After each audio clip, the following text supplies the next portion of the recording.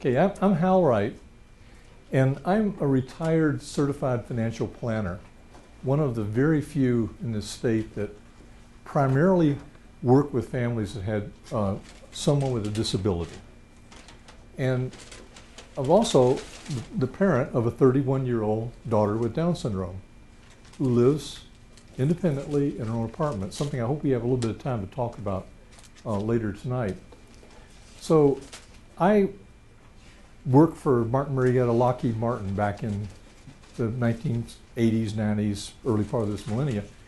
And in 2000, when my wife and I started to wonder about taking care of our daughter Meg, we found trust and estates attorneys that could help us with our estate planning.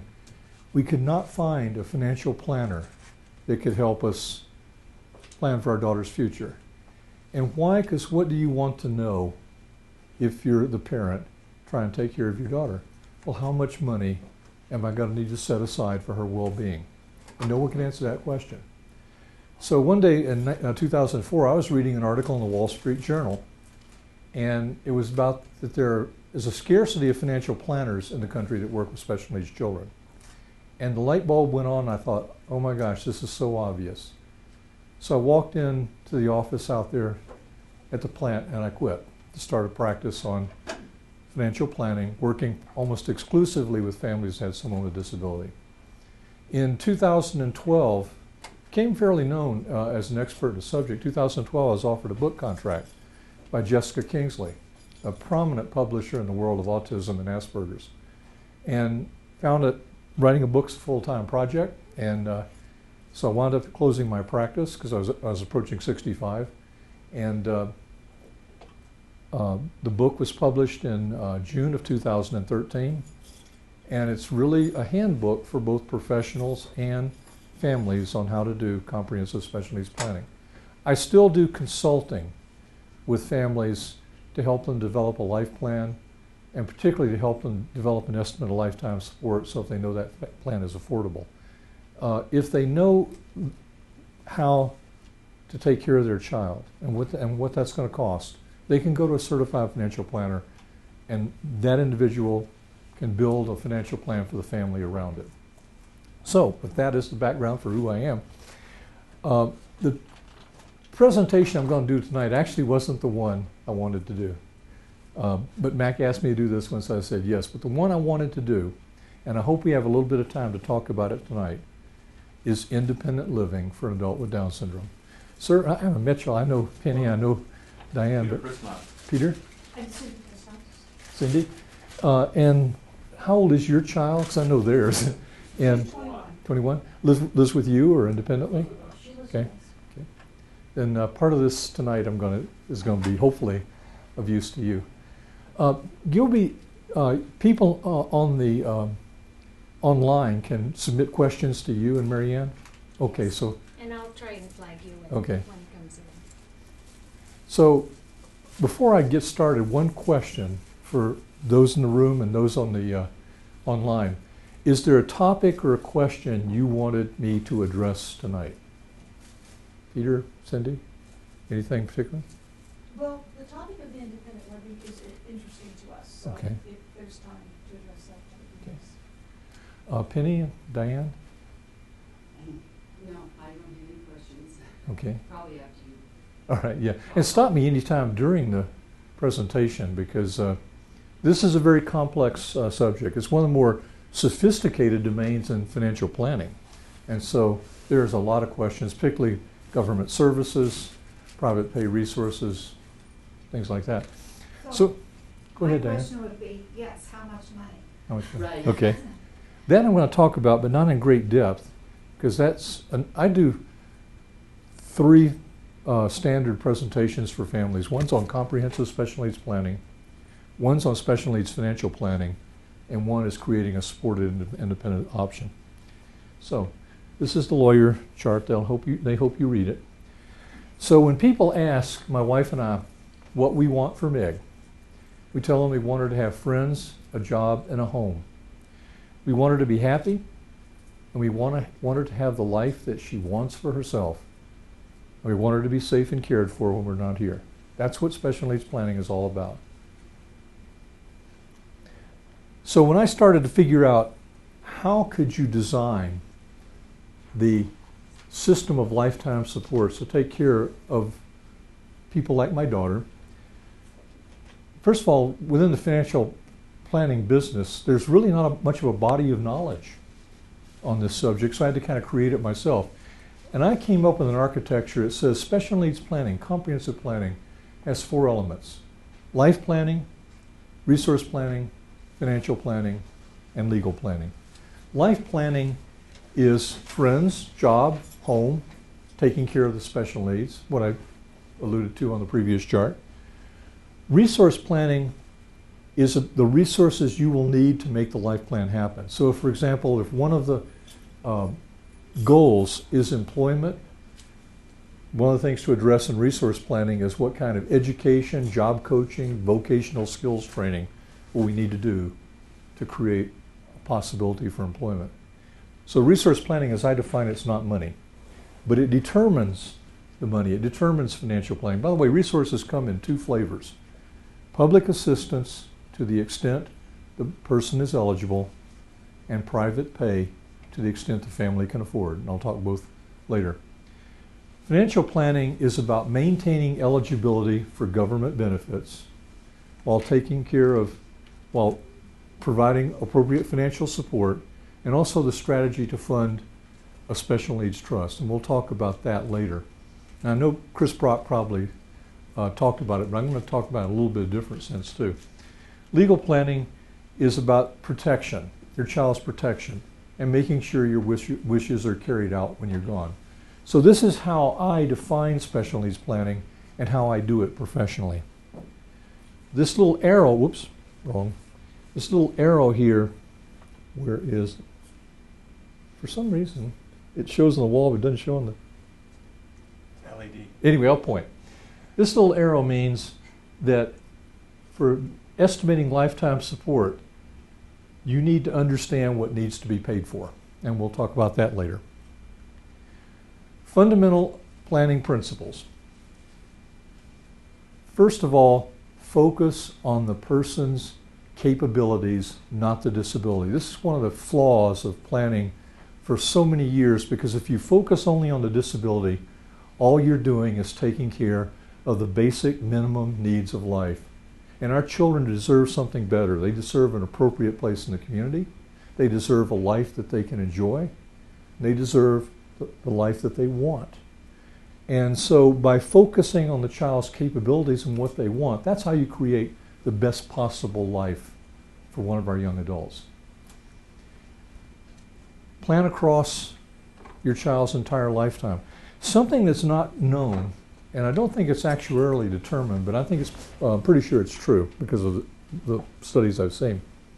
Half of all the people with an intellectual disability, absent a medical condition, will outlive both parents. Now that's surprising for some of us who have children with Down syndrome, because there's the understanding out there that Down syndrome is life-shortening, and yes, it is. But the latest study I've seen, which dates to about 2004, 2005, comes out of Australia, said that absent a medical condition, the life expectancy of a person with Down syndrome is age 70. And that's a median age, meaning half of the population, absent a medical condition, which is a big caveat, will live past 70. My daughter's quite healthy. She's healthier than her older sister. So there's no reason for me to suppose that Meg won't beat the average. And I'm 68. So if Meg lives for 40, 45 more years, there's no way I will last long enough. My wife probably won't either. One reason, too, why half of all people with intellectual disability, absent a medical condition, will outlive both parents is autism, because autism by itself is not life-shortening. So what I used to encounter when I was in professional practice, parents in the mid-40s, 12-year-old daughter with autism, that 12-year-old daughter can live 60 more years easily. And there's no way the two parents probably will last that long. So plan across your child's entire lifetime.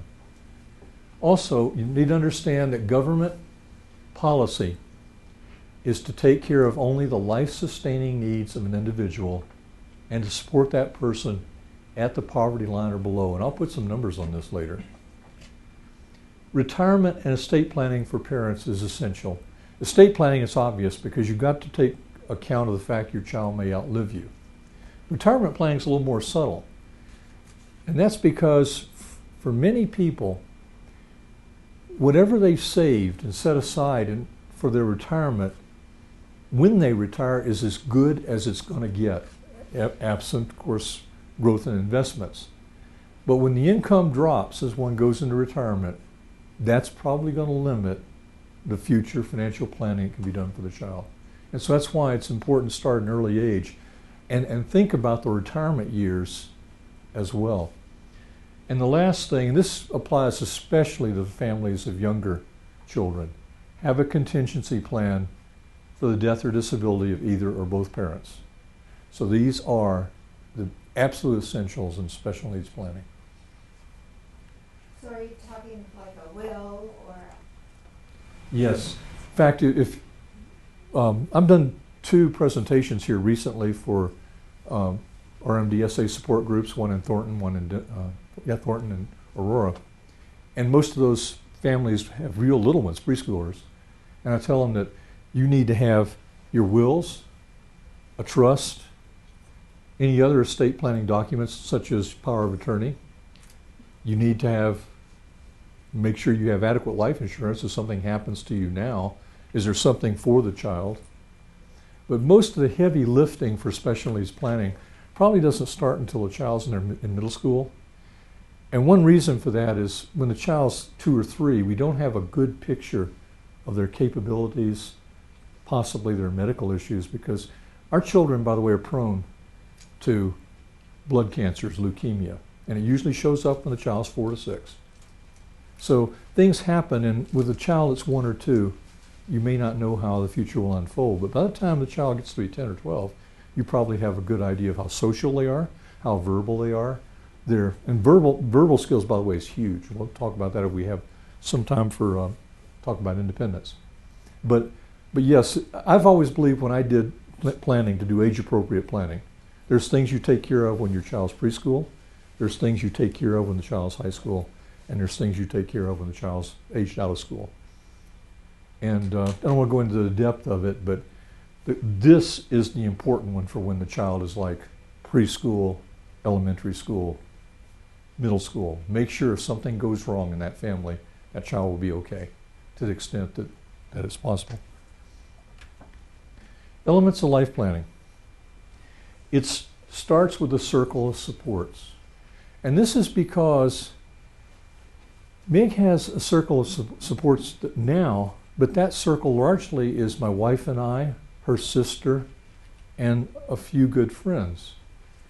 But if I'm not here, who takes my place? If Eleanor isn't here, who takes her place? You need to build the circles of support that will last a lifetime and possibly last after you're gone. And to the extent that you don't have friends or family that can join these circles, and I'll define them later, it's professionals to fill roles not otherwise taken. Perhaps a successor guardian, perhaps a care manager. It's social life, friends, activities, spiritual life. And the spiritual life's easy to overlook. Meg, like most people with Down syndrome, has no abstract reasoning. She has no concept of theology. She's been told that God really loves her, and that's good enough for Meg. She would like to meet him. Meg loves to go to church because she has an acute sensitivity to a loving and welcoming environment. And so part of our life planning for Meg is that if Eleanor and I aren't here, how can Meg participate in her faith community? It's independence to the extent of one's abilities. And by the way, I don't broad brush this because there is a subset of our population, probably 10, 15%, Marianne probably knows better than I, and that's the children with dual diagnosis, autism and Down syndrome. That's an entirely different domain. And so a lot of what I'm saying here definitely has to be modified if there's dual diagnosis. It's a job or business to be proud of. It's a home of one's own. It's taking care of special needs. This is the essentials of life planning. And I don't want to go into it, but I will mention it, that in Colorado, a common process or model for doing life planning is path planning. And there's some professionals here who will facilitate path planning sessions. And one reason why path planning is important, because my wife and I encountered this when we started trying to plan for Meg's future. We didn't agree on what Meg's future was going to be like. And it was helpful. In fact, you were in our path plan. Yes, Diane was on our path plan because Meg and Heather are best friends.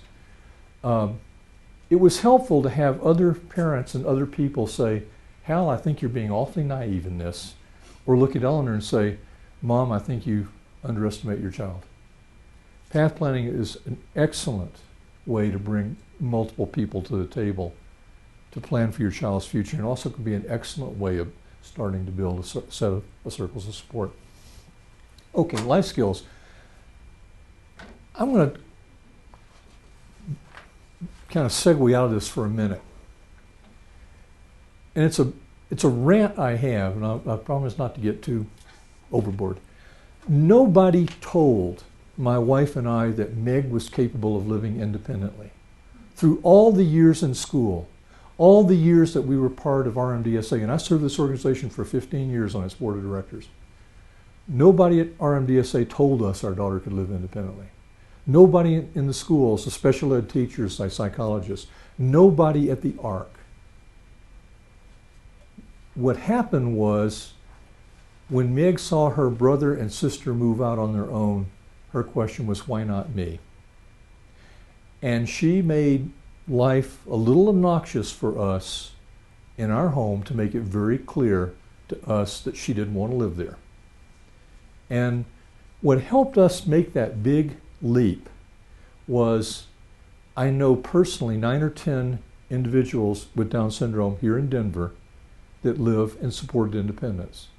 I don't know yet of a failure. Now, it's going to be a failure at some point, but the model for supported independence is becoming fairly well understood and validated.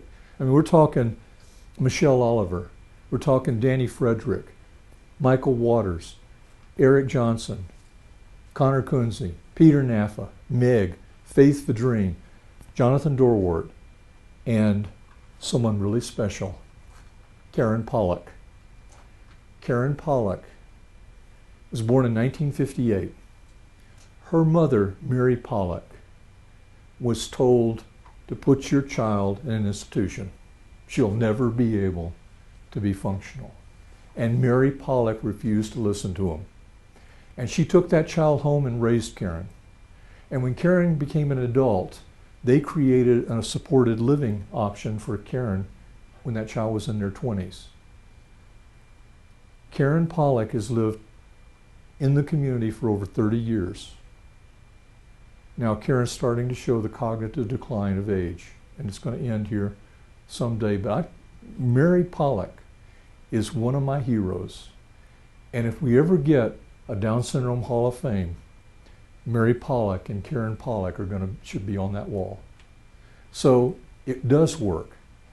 You can't be naive about it, you can't be lackadaisical about it, but it does work. 3 things my daughter taught me in her move to independence.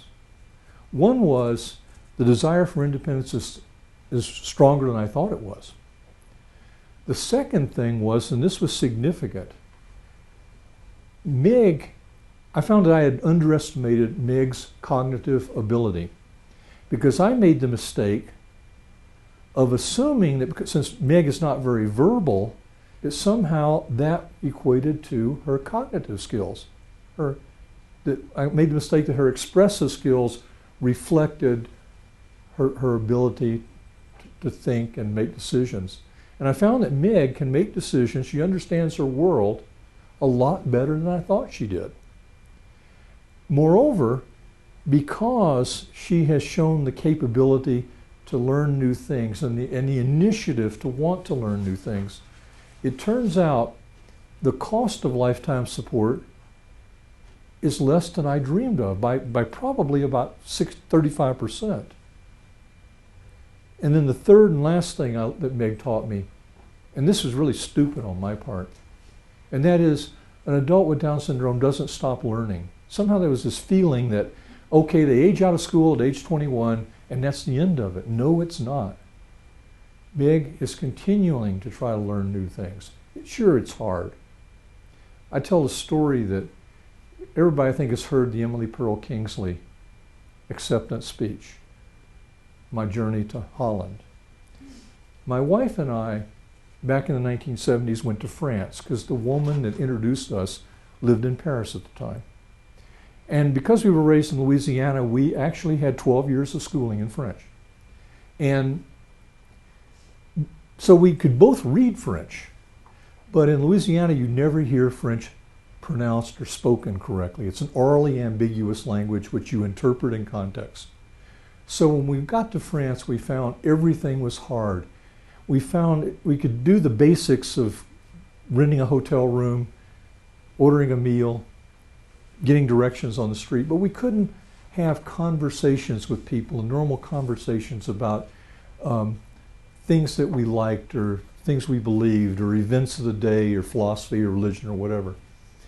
And at the end of two weeks, when time came to fly back to America, we were sitting next to an American couple. And it was such a relief to sit next to two people that spoke English. And then one day it dawned on me, life for Meg is like a trip to France, where everything is a little hard, where you have trouble being understood, and sooner or later you just want someone to speak your language. So it's not, I don't want to pass this off as being easy, but I've learned to listen to Meg in her language, to listen to what she wants her life to be. Because I truly believe that the only parental override in future planning for our children is their safety, their medical needs, those things that are primarily in the area of medical, legal, and financial that they can't deal with themselves. But there's no reason why Meg can't make a decision on what she wants her day-to-day life to be, and that includes marriage. We won't talk about today, but I am passionately committed to the fact that our children should have every opportunity that their typical brothers and sisters had. But having said all that, here's the problem. I am seeing, by the way, a generation of Down syndrome families whose children are preschool, maybe early elementary school, and they're what I call the fourth generation of people with Down syndrome. The first generation were the ones that were put away in institutions. The second generation primarily was born in 1970 or later, because that's the generation that had a right to go to our public schools because of the passage of the All Children's Education Act in 1977, introduced, by the way, in the Senate by Senator Lowell Weicker of Connecticut. Why? Because he had a grandchild born with Down syndrome, and he found to his shock and his anger that his kid would never go to school, and he decided to fix it. Anyway, that first generation that was mainstreamed in the schools also were out in the community. And so the expectations were there that they would be in the community. Now the third generation of people with Down syndrome, which probably are those 40 years and younger, are the ones moving into independence and proving it works. So what's the fourth generation? The fourth generation is going to be children that were taught from very young age the skills for independence. They're going to be the children that had a chance not just to go to public school, but to go to higher education, like University of Northern Colorado, Greeley, University of Colorado, Denver, University of Colorado, Colorado Springs. Because if they can go get a secondary education, they have a chance of getting a job that doesn't pay minimum wage, but may pay $12 or $14 or $15 an hour. And the significance of that is they'll escape poverty. If we start working on the life skills for children at a very early age, chances are They can have a good job. They won't make $80,000 a year. Let's not be stupid. But if they can make $14, $15 an hour, that's a salary in the upper 20s. It means they're no longer eligible for Medicaid, and we got to think our way through that implication. But it means an escape from poverty. So I naively thought, when I thought about skills, and this is what the school system does, task skills, cooking, laundry, housekeeping, shopping. Turns out the most important skills are what I call the empowerment skills. And the most important one is communication, for a couple of reasons. One reason why our children are underestimated by society is because they usually can't express themselves well, and that causes other people in society to make the same mistake I made. If our children are more verbal, the acceptance of their capabilities will be higher in the school system, with employers, with people in the community, and our politicians. Another very important skill, of course, social relationships. This comes naturally because our children are very gregarious and very eager to make friends. But there's these other skills: self-esteem, assertiveness, self-advocacy, safety awareness, healthy sexuality, physical fitness, healthy eating habits. These are the skills that will allow the child an opportunity to have a home of their own. I want to talk about the circles of support. I got to thinking about circles of support because there's stuff out there in the literature, and I read it and I thought, hey, this sounds great in theory, but how do you do it? And then I got to thinking about what was then Mile High Down Syndrome Association. What are the 4 circles in a self-sustaining network? What are the 4 circles in a nonprofit organization that it ensures that nonprofit exists year after year, decade after decade? By the way, Mile High Down Syndrome Association is now 46 years old, founded in 1981. Is that right?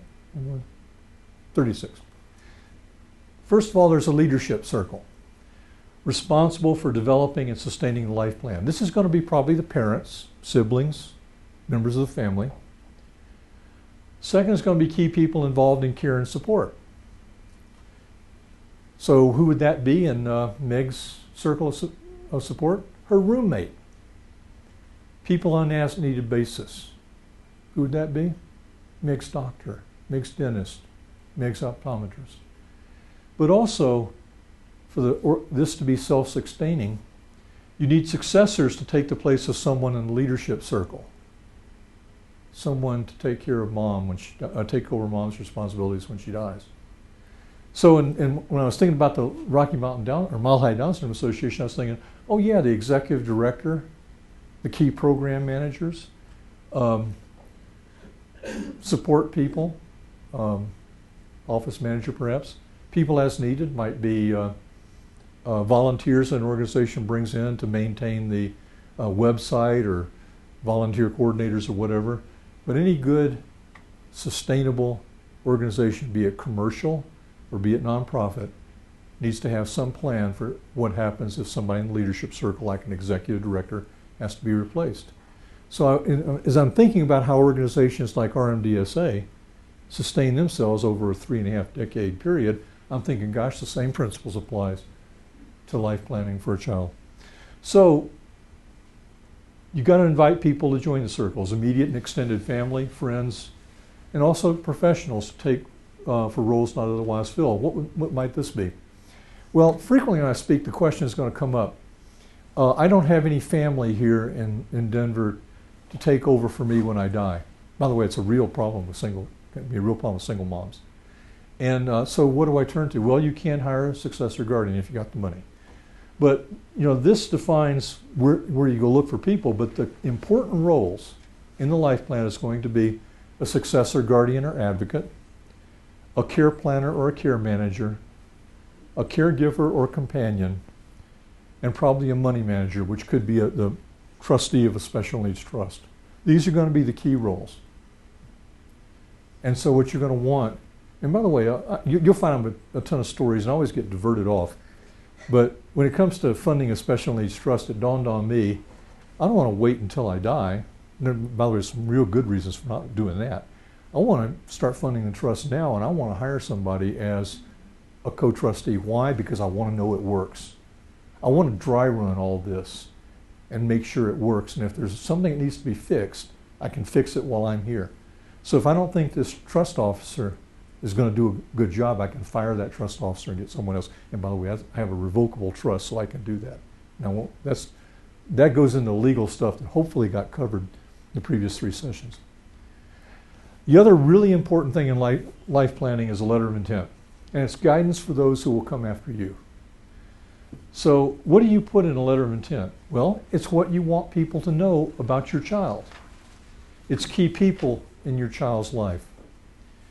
It's a week in the life of Meg. From the time she gets up on a Monday morning to go to her day program to the time she goes to bed on Sunday night. It's a summary of our plans and arrangements in our unfinished business. This is important, by the way. It's the immediate decisions to stabilize the situation if tragedy happens to both parents. So what happens if Ella and I are out on a Saturday night and we are in a car wreck and both of us are killed?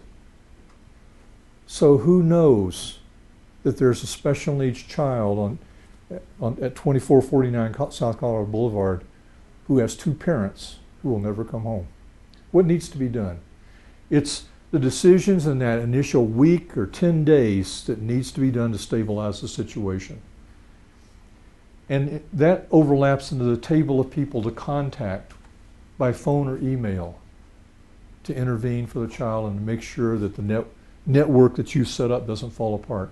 And it's where to find important documents like her special needs trust. So who do you share this with? You share it with the people in your circles of support. So in our case, we shared it with Meg's brother and sister. We've shared it with, I'm trying to think of who it was. Anyway, we started to try to share it with other people so that if something happened to me or Eleanor, we're an intentional family group, Aspire Club. And so we've shared it with some families in that intentional family group. And there's sort of an understanding within this group of 15 families, if somebody dies and there's a child there now that doesn't have a parent, there's going to be 3 or 4 other parents that are going to be running to help. They'll be the moms, but at least Meg won't be left alone.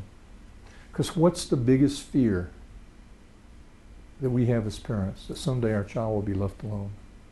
And that's why circles of supports are important. That's why letters of intents are important. So with all of this, and by the way, anybody who's done financial planning or trust and estates planning or people with dynastic wealth is familiar with the idea of family trusts or family meetings. And I thought, gosh, this is something that works for us in the special needs community. So 4 years ago, we had our first family meeting, and it was David and Rebecca, Meg's brother and sister, me and Eleanor. And by the way, you can't start a conversation in our house without Meg showing up. Not a conversation about Meg. We got to wondering at some point in her school years how good her hearing was. I'll tell you, it's very good. And so the 5 of us are at the table, and we go through the letter of intent, and David and Rebecca had a lot of questions.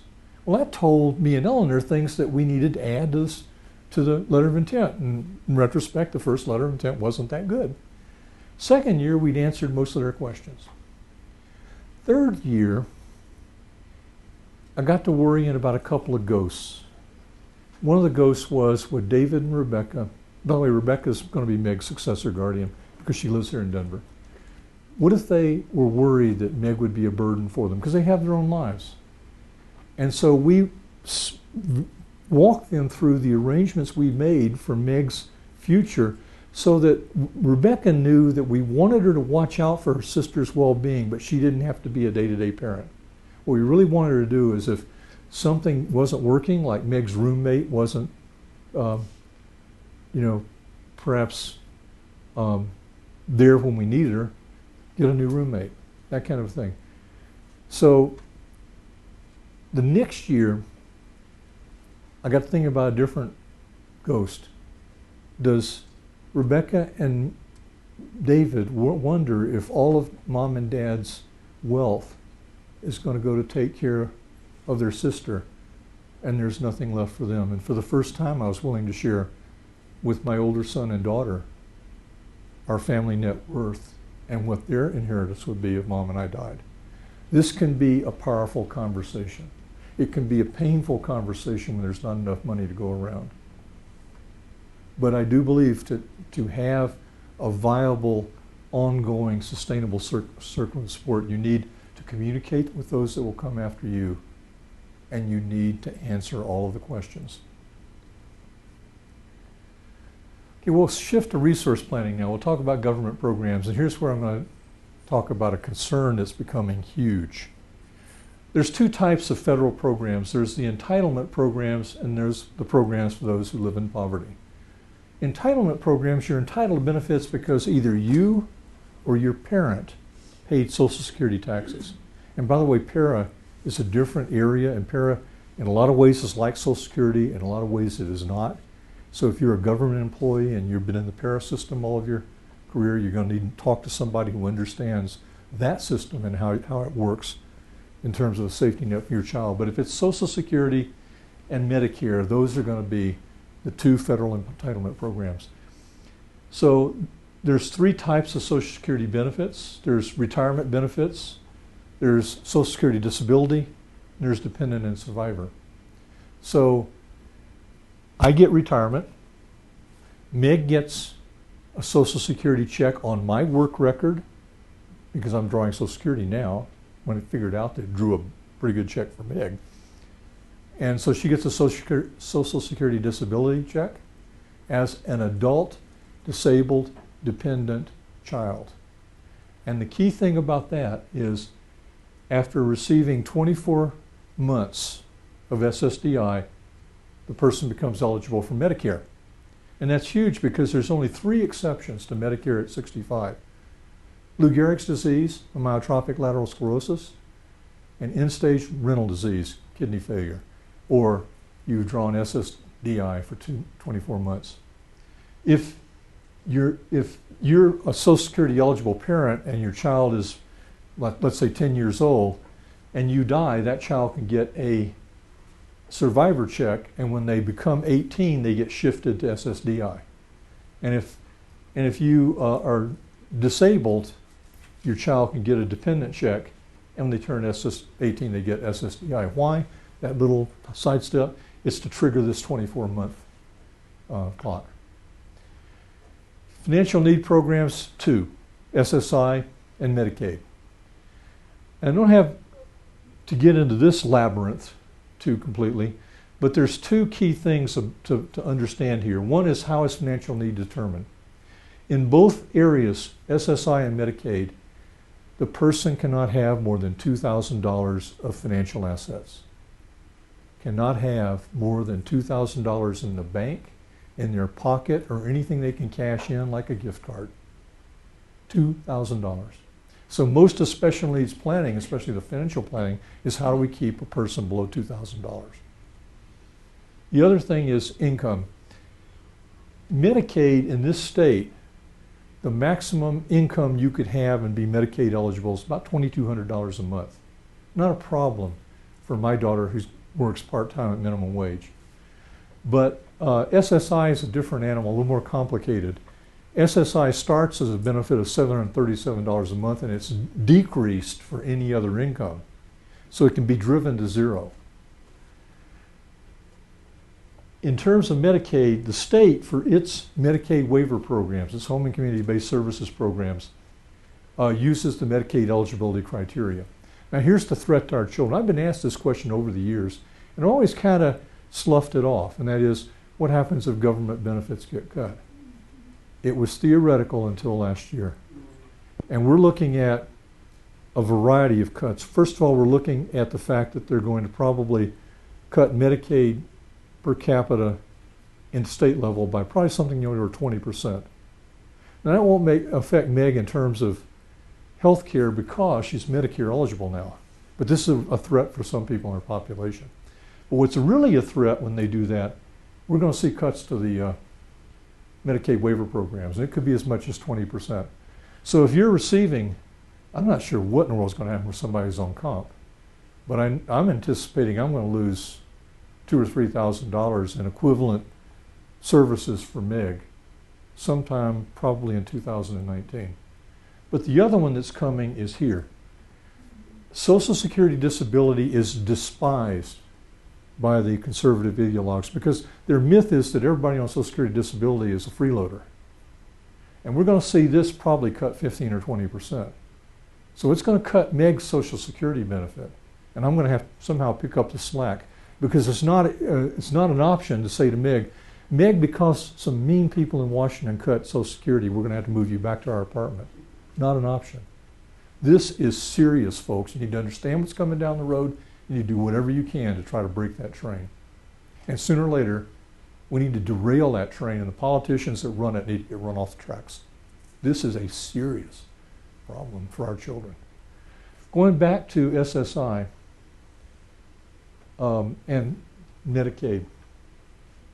No, I'll cover it a little bit later when we talk about trust. So how? Yeah. In order to be aware of that federal, what's going to change in the federal laws of SSDI and SSI, I would encourage people to reach out to your ARC organizations, right, because we're all over that stuff. I'm going to repeat that because I'm not sure that people online got it, but Diane was raising the question, where do you go to get this information? Where do you keep yourself current? And Diane was suggesting your county chapters of the ARC. The ARC of Denver, which calls itself something now I never can remember. ARC of Boulder, which calls itself something now I can't remember. But fortunately, the ARC of Arapahoe and Douglas still calls himself the ARC of Arapahoe and Douglas, so you can find him in the phone book. Anyway, you've got to watch this. It's going to be a serious threat to our children, especially the ones whose parents have passed away. Private pay resources. So the government, I know what I wanted to say about this. Remember earlier I said that it's the policy of the federal government to support a child at or maybe somewhat below the poverty line. What are the real numbers? Poverty line in this country for an individual is a little less than $1,000 a month, or about $1,000 a month to round off. SSI is $737 a month, so it's not quite, it's about 74% of poverty. And so if the child has no other income, then that's what they have. So what gets them to the poverty line? Food stamps. Low-income housing assistance, if you can get it, and you can't get it because the federal government hasn't funded Section 8 vouchers for 10 years now. All that's there is reversions.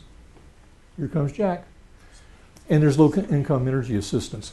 This network that keeps children with disabilities at the poverty line is rapidly disappearing because all of those components, housing assistance, food stamps, Social Security disability, all of them are under attack. And right now, the sum of all of them doesn't get a person to the poverty line. So what happens?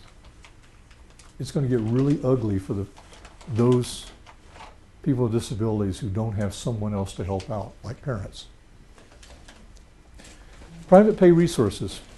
So if you're trying to create a better quality of life for your child, what do you want to private pay? Usually life skills coaching, including, for example, Rocky Mountain Down Syndrome Association's Higher Visions program. And I know some families who will actually hire life skills coaching to prepare their child for independence. Employment training and support. Higher education. By the way, until this year, if you wanted to send your child to a higher education, you had to go 480 miles, Eastern New Mexico University, Roswell. It's a well-established program, and now Colorado's trying to replicate it. And hats off to Mary Holm and Beth Leon, who have for over a 4 or 5 year period has tried to get this state to establish a program for people with intellectual disabilities. And last year, the legislature finally acted and appropriated money for it. And I do have to recognize and thank President of the Senate, Bill Cadman, because he's the one that nursed that through a very conservative Senate.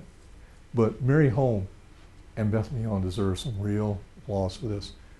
Private education, purchase of a residence, support independence, financial support for a child who outlives their parents if they have to hire professional guardians or care managers, and for those families that are ineligible or waitlisted for government services. Financial planning. There's two plans for a family. There's a plan for the child with special needs, and there's a plan for the family or the parents. Why? Because we got to determine if the life plan is affordable, and if it's not, we're going to have to scale it back. So in the financial planning for the person with special needs, it's protecting eligibility for government assistance. It's an estimate of lifetime support. It's a plan for funding a special needs trust. And it's making sure all of your financial documents, your life insurance beneficiary requests, your transfer on death forms that you file with an investment management company, pay on death forms you file with a bank, that all of those things have the proper title to route the money to the special needs trust and not to the child, because if it goes to the child and they go over that $2,000 asset limit, they lose their SSI, they lose their Medicaid, and they lose their state HCBS benefits. It's also a financial plan for the family. How much can the parents afford, especially in fairness to other children? And this used to be, for me sometimes, one of the more poignant moments of financial planning, when the family didn't have enough money to go around, when the choice was, what can we do for Mark and still be able to send Mary to college? It's investments, it's insurance, it's retirement, estate planning for parents. And what I used to do as a financial planner, if the family had done their estate planning, I would trace the flow of assets at the death of either or both parents, because I wanted to see, first of all, is that special needs trust funding properly? And number two, was the child inheriting money on their own that didn't go to the special needs trust? And what I always was looking for was a financial account or some asset where there wasn't a document to properly transfer it, because if it landed in the estate and got distributed through a residual property clause, that was the back door I often found that missed the special needs trust and went to the child. Estimating financial support. If we have time, I'm going to show you what it looks like. Probably we won't, though. Start with a life plan, because that's going to tell you when things happen. Like, for example, we want to plan on moving our daughter to her apartment by age 26. And by the way, why would you want to do that at age 26? Well, first of all, a long time ago I knew I didn't want Meg to leave the home that she had lived in all of her life on the death of a parent. Then I got to thinking, the reason for moving the child into independence in their 20s is, number one, they're more adaptable, plus they probably want it, but also I'm there to make sure it works and make the changes I need.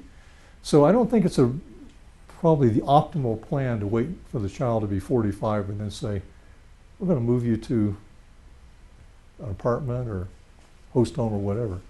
Meg was more adaptable. Meg is more adaptable now.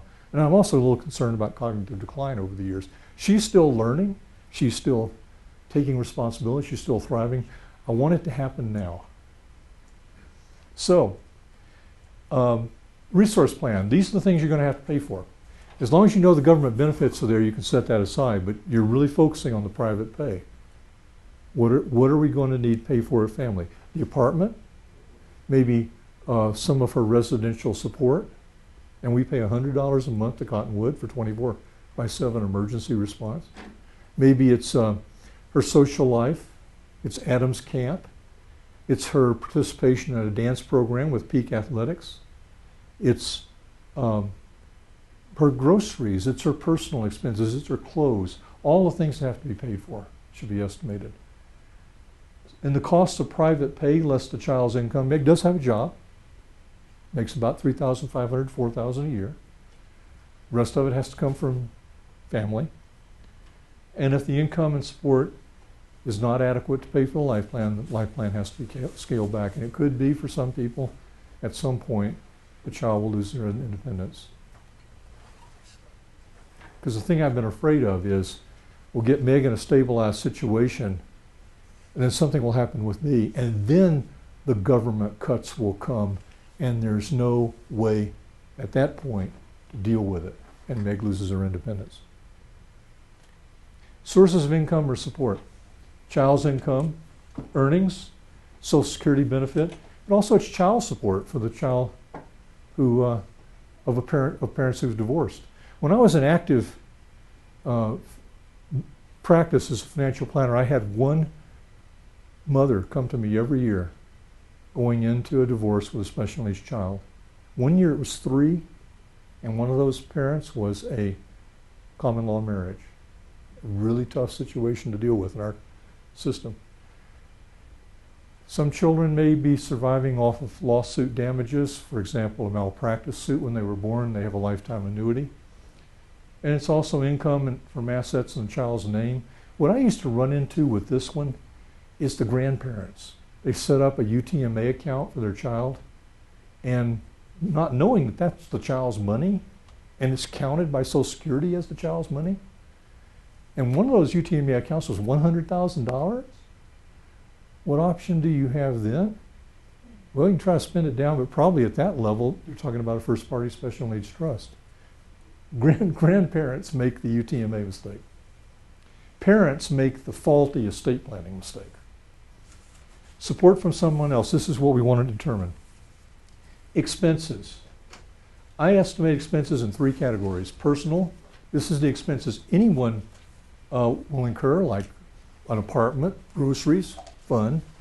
Expenses related to disability, like providing a residential support provider for 24/7 intervention if needed. And professional fees for support not provided by the parents, family, or friends of family. And this could be, for example, a successor guardian. All the models I've seen for estimating lifetime support on the internet and in books are flat out wrong. Every model I've ever seen is wrong. Why?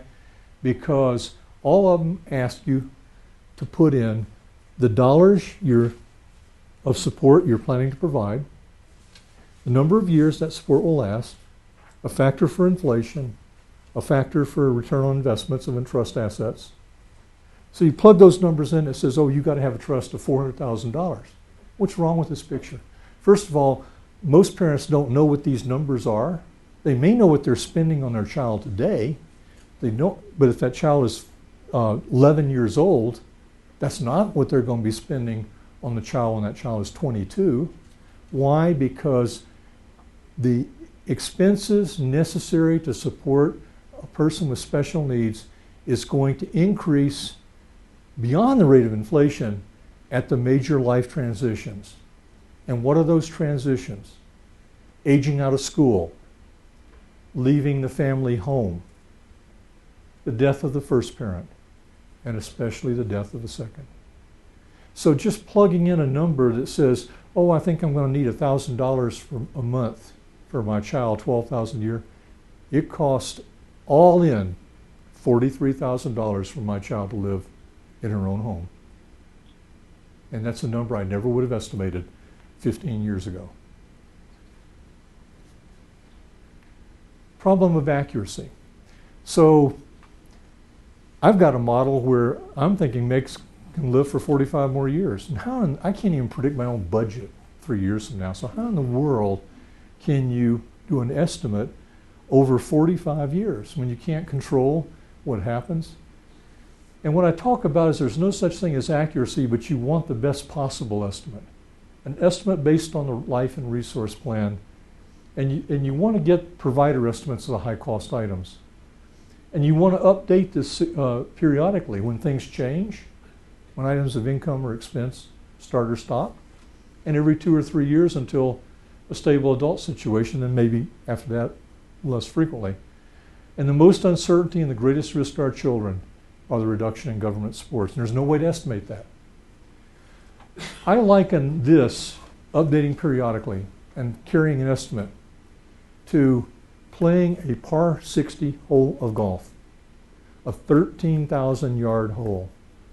When you take the driver out of the bag on the tee, you can't even see the green. It's hidden behind trees, behind dog legs, behind undulations in the topography.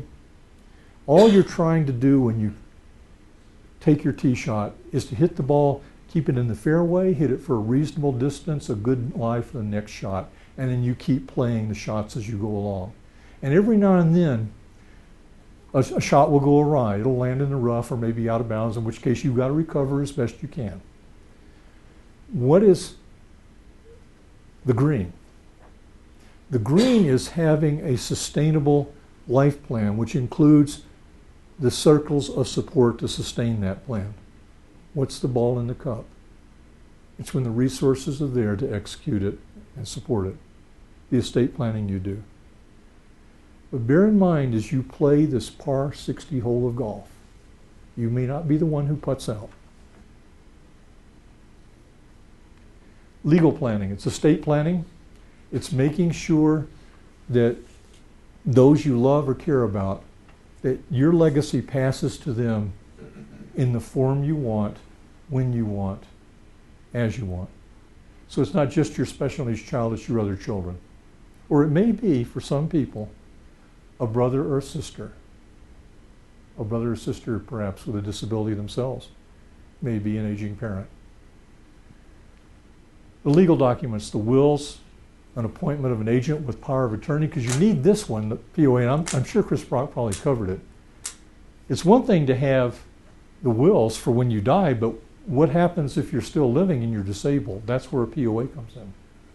Healthcare directives.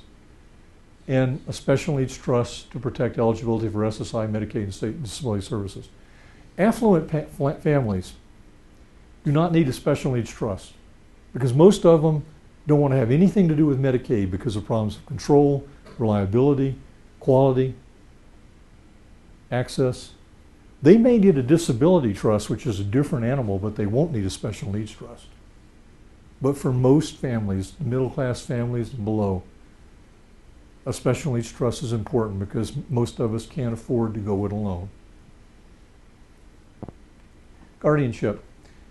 I think probably everybody here, but I'm not sure online, is probably already taking care of this. The key thing is when your child is 17 and below, the law presumes that the parents are natural guardians. But when the child turns 18, you've got to make a decision. Does the child need a guardian? And if they do, then someone has to petition the court. So that's why most of us, when our child turned 18, we went to the court and petitioned to be appointed guardians. Now, one thing that not often understood is there's different levels of guardians. There's full guardianship and there's limited guardianship. So when you fill out the petition, many of you may remember there's a box you check. And if you check limited guardianship, it says, describe the powers you want. And typically what people will put in that line is, I want responsibility for medical decisions, financial, and legal. It's occurring to me that at some point here, I probably ought to go back to the court and say, I want my guardianship powers now cut back to where I'm taking care of medical, financial, and legal, but leave Meg the responsibility to take care of her day to day. Because I think she can handle it. Why would you seek a guardianship appointment? A place at the table in decisions, standing in legal actions, protect your child. But I do believe that the form of protection should be the least intrusive to assure safety and enable independence. Now that's easy said, but there's a lot of gray areas you have to think your way through. Most parents will err on the side of full guardianship, and I won't dispute that.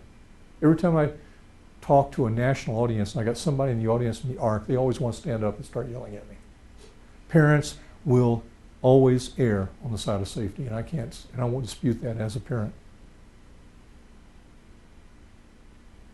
Basics of special needs. Has everybody heard Chris Brock's presentation? Do I need to cover any of this? I hope I don't. Because just very briefly, it allows you as parents or other members of family like grandparents, brothers and sisters, set aside money in a trust, and Social Security can't count it as assets.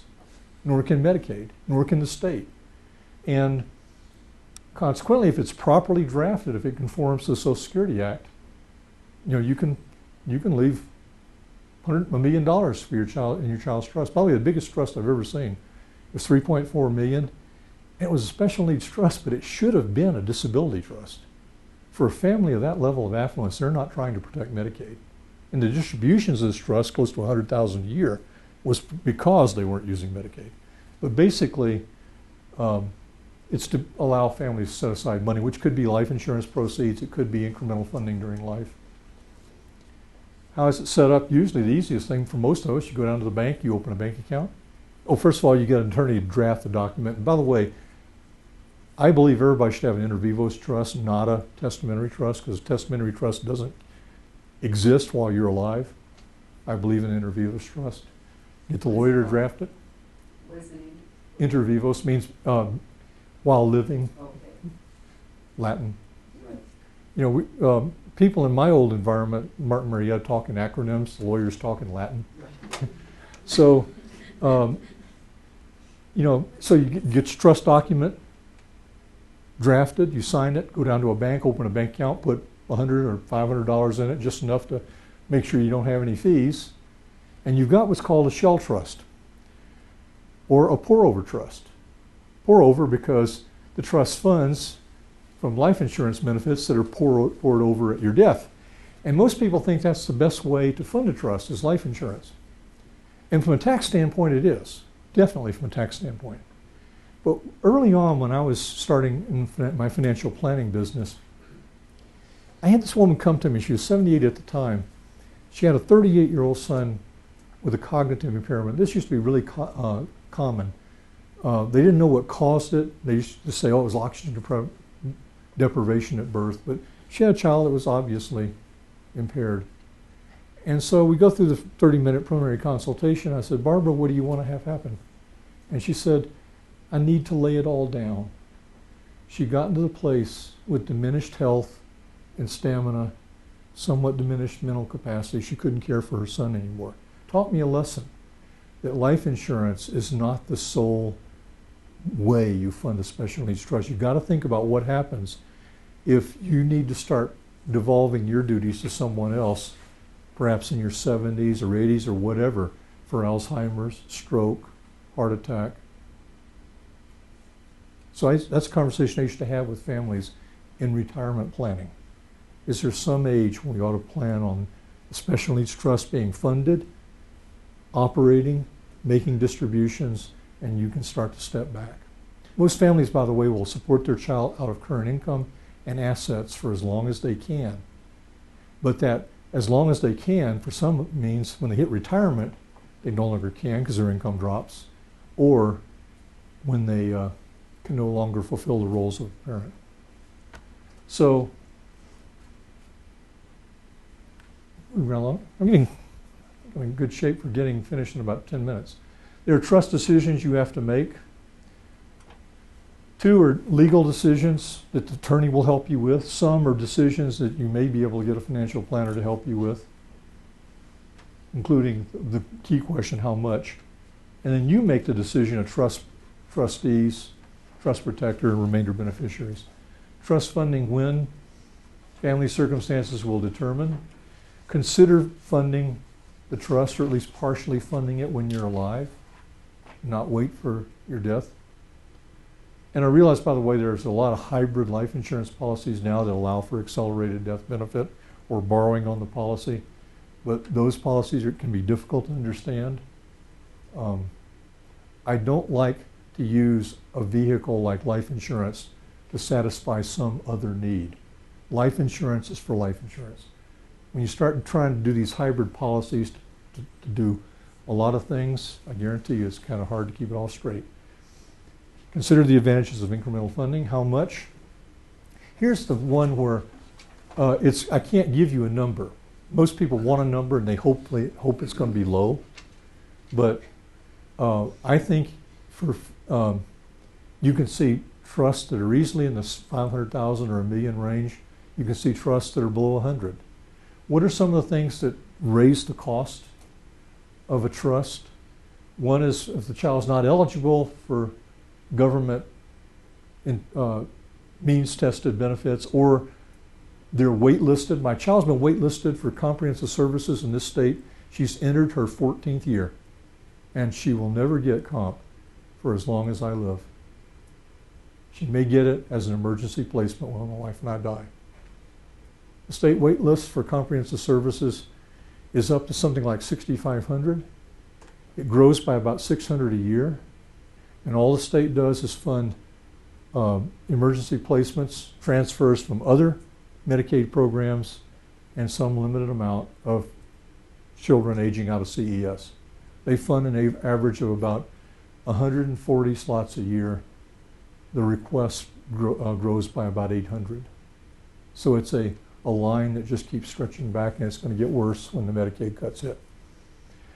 Therapy and medication is not covered by insurance, not so much for our parents, but this is a big deal for those who are physically disabled, like broken spine from an automobile accident, because they live in a life of continual pain.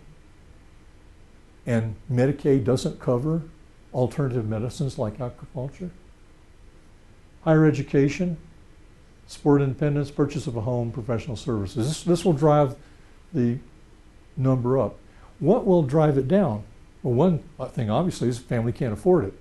But also a medically fragile child that may not live 40 years, that's going to drive it down too. But it's often because there may be other supports for the child, like a settlement of a tort lawsuit, and they have a lifetime annuity. And by the way, when the annuities are done in the structured settlements, they usually cover medical needs, but not quality of life needs, and that's where you come back sometimes to top it up. Anyway, what are numbers? I hate to do this, but people always want to know. And I used to price out special needs trust. Generally, I'd say for 2/3 of the families in the 250 to 750 range. And as I said, as my daughter's taught me that I've underestimated her capability, I'm thinking that maybe I'm high by 25%. But still, there's so many variables in the family, I can't give you a really good number. It's something that you have to estimate. Trust funding with what? I won't do this because we're getting out of time. Trustee options, I hope Chris did that. I did want to say that when I closed my practice to write a book, it's this one. And I wanted it to be a handbook for families so that they could take control of their child's future planning and didn't have to rely on a professional, in part because there's so few out there that know how to do it, but also was worried that they'd wind up with somebody to take advantage of them. So you can get this on Amazon.com. It's about $25, comes in about 4 days. Not sure if questions. All right, go. We got only an hour and 10 minutes in, so I think I'm in good shape. Wake up. Questions? Well, if nobody has a question, I want to show you something. Okay. Hey, Gilby, which is the spare UBS? Found it. Okay. So what I want to do is close out of this. Well, thanks, Lee. And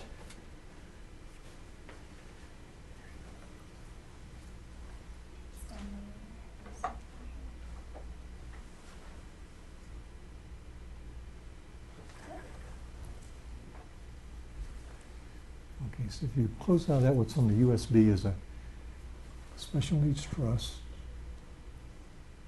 Face down. Yeah, go into here. Yep.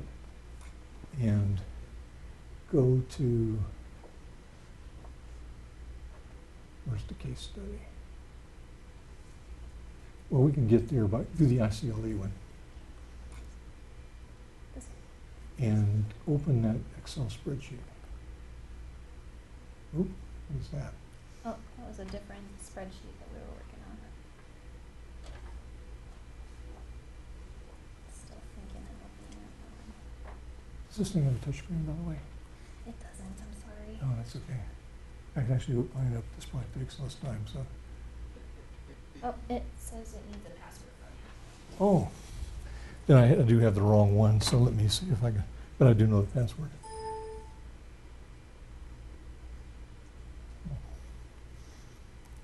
Oops.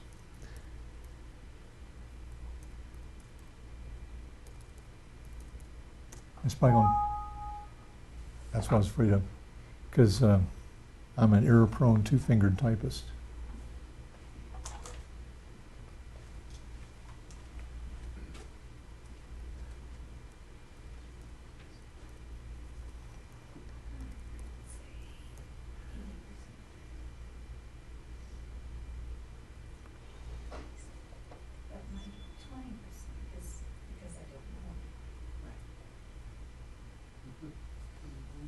I wonder why I'm not getting to the file. This is not the file. In fact, I'm not sure what it is.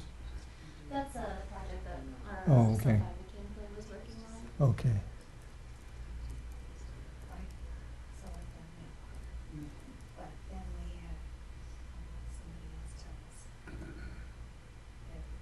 us. Okay, there it is. It was So this is what it looks like to estimate lifetime support. Here's where I wished I had the touchscreen capability because it's easier to do. But if I scroll down,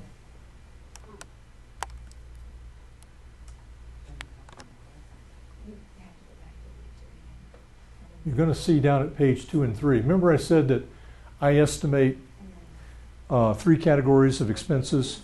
The professionals to take the jobs that the family can't provide. Well, that's this category here. And so what you see, professional services, attorneys, trust administration, guardians, financial services, care planners, and managers. So if you scroll up a little bit, you'll see the other 2 categories on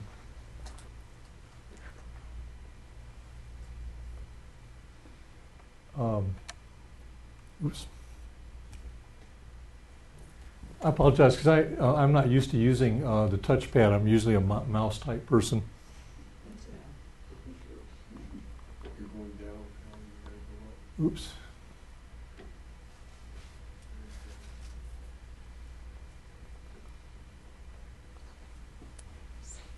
So here's the personal expenses that anyone can incur. Now in this particular case study, it's an affluent family. And one reason I chose an affluent family because they have the money to do anything they want to. And so in this is the purchase of a condominium. So you see housing going away. This is apartment rent in these years. But I've had the parents buy a condominium the child's going to live in. So that's why housing went away. Also, the mortgage payment's going to be done by the parents, so that went away too. But this is the rest of the expenses for the child living because, and these are the expenses anybody will need just because that's how you live.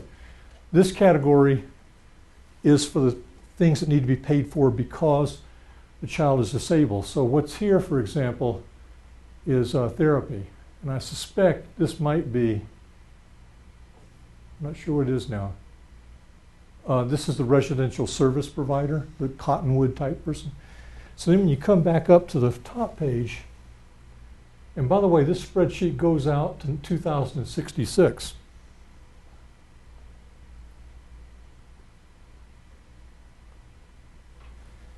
So here in these rows, it's going to take the expenses from the 3 previous categories and it sums them up, and there's a sum for total expenses.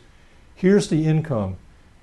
SSI that goes out to here goes away as the child becomes eligible for SSDI because the mother retired. And this is their earned income, part-time minimum wage. So income less expense, that's this number here. Now, remember I said that families will usually support the child out of current income and assets as long as they can. So what you'll see is here's the parent support, and it equals the support that the child needs. And the trust doesn't have to operate. However, when you get out into the next decade, when dad retires, you see parent support going to 0, and now the trust takes over. And this goes out until this child is 70 years old. Now the other spreadsheet, it's a linked workbook. So how much can you scroll over to the 70-year-old? Okay. And by the way, you see this de-escalation factor here? Because as you go out in time, inflation starts to really distort the numbers. Because over a 30-year, 40-year period, the cost of living can quadruple. So you suddenly have an apartment that might be worth $60,000 a year in rent. It's kind of hard to get your head around that because it's an exponential equation. So I always discount it back to today's dollars because that's how I can check the spreadsheet to make sure I haven't made a mistake. If I see in today's dollars I've got an apartment with a rent of $38,000, I know something's wrong. So the spreadsheet does have a certain amount of checking ability. But if I scroll out, by the way, this is the age of the parents and the child. Those bold numbers are years when things start or stop or change significantly. So at age 80, I'm not sure what changed. Oh, this family has made the decision that when the mother turns 80, they're going to bring on a successor guardian. They may not have to. I mean, when the mother, when this was done, is 55, so we're looking 25 years ahead. They may not have to. If the mother's healthy, wants to continue doing it, that's the reason why you update this periodically. If the mother is diagnosed with Lewy body disease, then this number probably has to come in. So continuing to scroll out,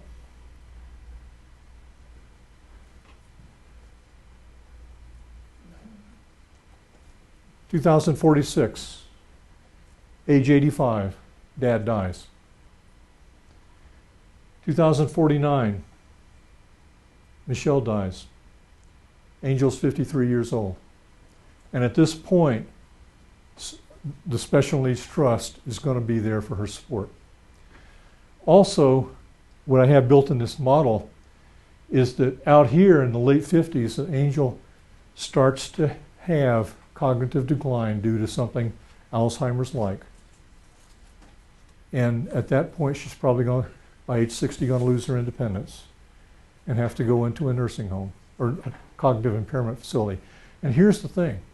Bear in mind, this is an affluent family. An affluent family is not going to want to leave their child landing in a Medicaid assisted living facility. They're going to want her to land in a quality facility on private pay. So in here, that's why you're going to see this big jump right here from 2056 to 2057, from $38,000 to $248,000. This is an assisted living facility, and it's a private pay living facility because of the quality. So that's what's all gets built into this, the kinds of assumptions, the kind of things you think about. So do you have totals at the end? Like, no, but here's where you're going to see the results. I'm having trouble seeing with a parallax here. This is a linked spreadsheet. So when you come over here to the trust funding model, the family is taking care of the child out of income and assets through these years. These are the years, this is the distributions from the trust. And so there's return on trust assets. So based on how much money's in the trust at the end of the year, it'll grow by some amount of money, and that's the asset appreciation. And I have, because this is an affluent family can afford it, funding the trust while dad's working while they're alive at a $20,000 a year, which, by the way, is within the estate gift tax exemption. So it works for something you have to think about with an affluent family. But here's the net present value of future payments. And this is a hard number to understand because you've got two exponential equations working at opposite each other. So it's not intuitive. And but what you'll see is the net present value of future payments increases as you go out. Why? Because unless you fully fund the trust up front, the obligation in the future is increasing by inflation. And so net present value of future payments increases, but what you'll find is, if you run down it, where's my cursor? What I love about Apple is you can always find the cursor. Cursor, cursor, where's the cursor? Out in the middle. Oh, there it is.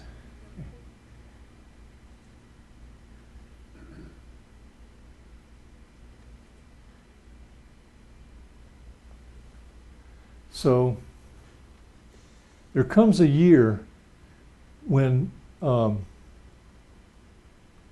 net present value of future payments is less than the amount of money in the trust, and that's this year. The trust has $727,000. The value of all future payments discounted for return on assets is $718,000. In this year, 2034. That trust is fully funded.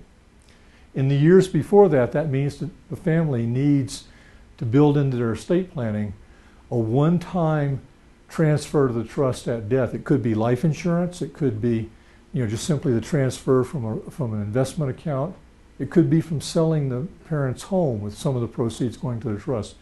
The trust, with what the parents have done, doesn't fully fund until this year, so the estate plan has to fully fund the trust earlier if the parents die, and that's what the estate planning is all about. And what you'll see as you go on down,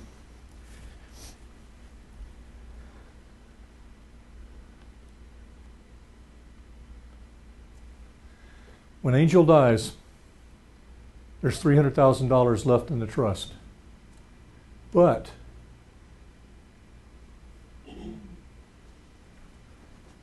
here's the distributions to pay for the nursing of the cognitive impairment facility.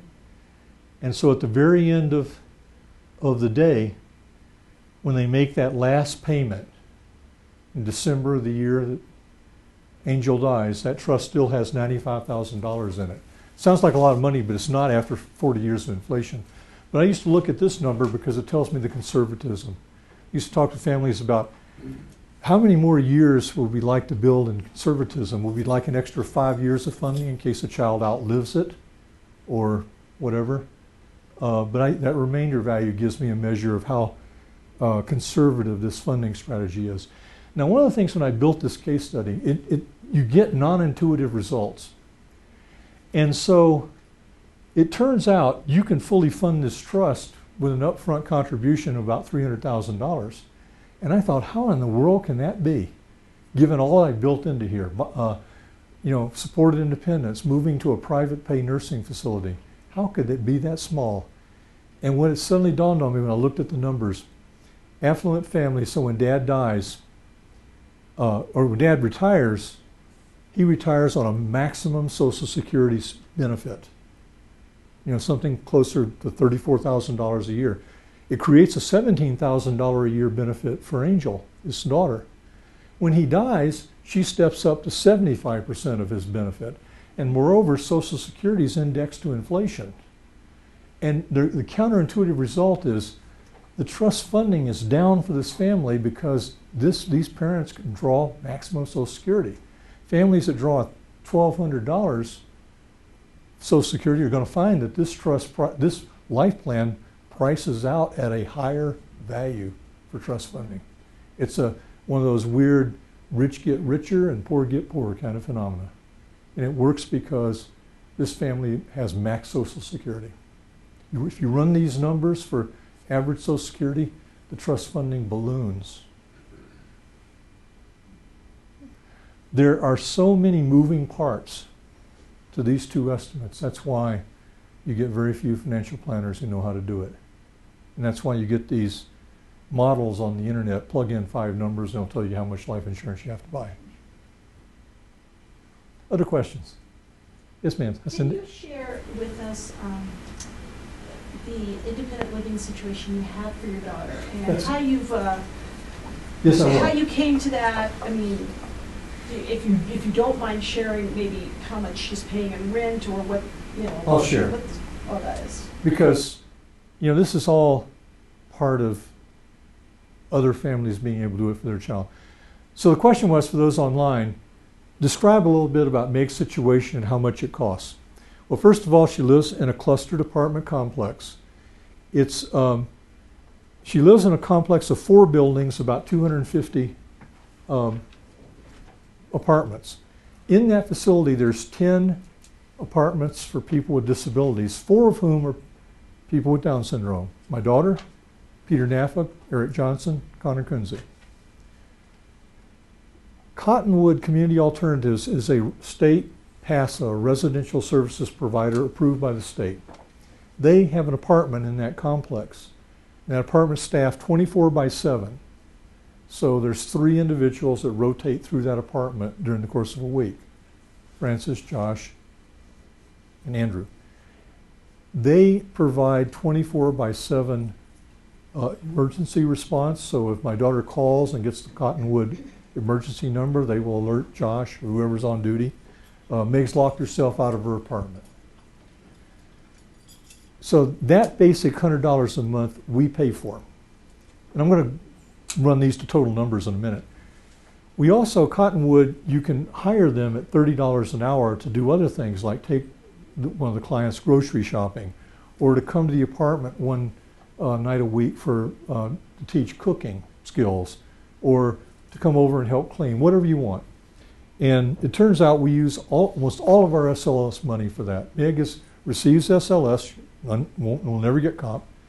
She's assist level 2, which is what most of our children with Down syndrome are, unless they're autism dual diagnosis, and they tend to fall to 4, and that happens.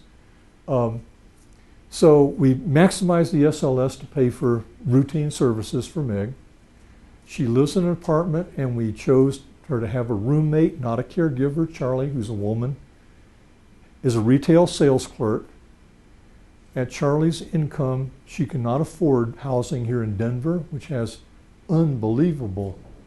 The rent for a 1-bedroom apartment is more than I paid in a mortgage for a house that's now, worth over $400,000. It's unbelievable. I don't know how these young kids survive. Anyway, so we pay 2/3 of the apartment. Charlie pays 1/3. That way, she gets a place to live, an affordable place to live. She has 2 responsibilities: call us if she's going out of town. Call us if there's something we need to know, like Meg is sick.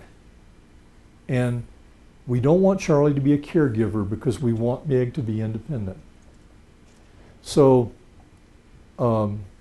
Meg has a job at the Art Thrift Store, which is a great place to work. Lloyd Lewis is an unbelievable CEO. And so what's the total cost for Meg in an apartment? About $43,000. Where's the money come from? The state kicks in about $13,600 in SLS money. Charlie pays about $5,000 in rent, her share of the rent. Meg, in her job, gets somewhere between $3,500 and $4,000 in income.